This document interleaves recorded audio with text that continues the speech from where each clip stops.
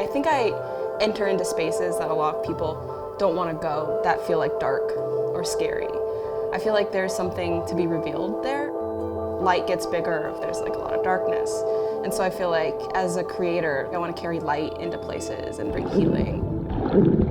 My name is Maggie Hazen, and I'm a sort of multimedia artist, had a background in sculpture, but mostly work sort of primarily in video sculptures, installations, and stuff like that.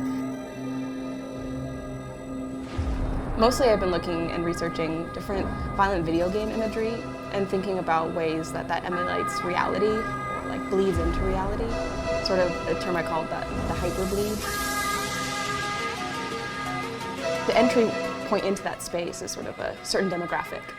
And I sort of feel like an alien when I walk into that demographic of like sort of white male gamer boys. And I think a lot about the imagery that they're absorbing constantly and how I can, find ways to disarm that. And I think love is a big answer. And on the spot, a lot of people don't show that.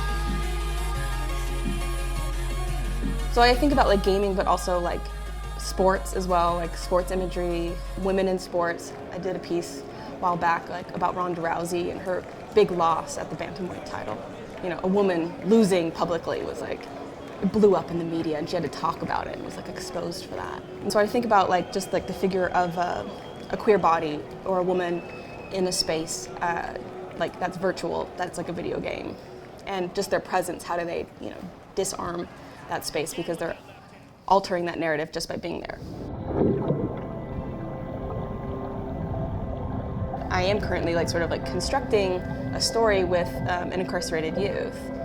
She's at the Columbia Secure Center for Girls, and so I pass a sketchbook back and forth with her. So I'm sort of trying to bring to life her drawings, her sketches, about her avatar goddess named Luna, who's the goddess of the moon.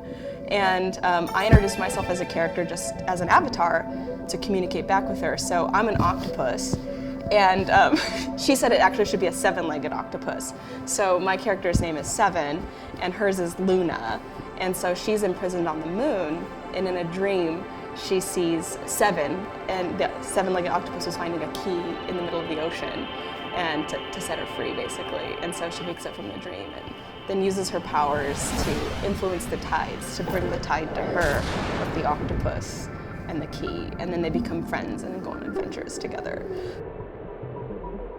And eventually I want it to be a video game and a video installation and maybe like a movie down the line or something. But like we're actually creating a video game together, somebody who has been criminalized by the system.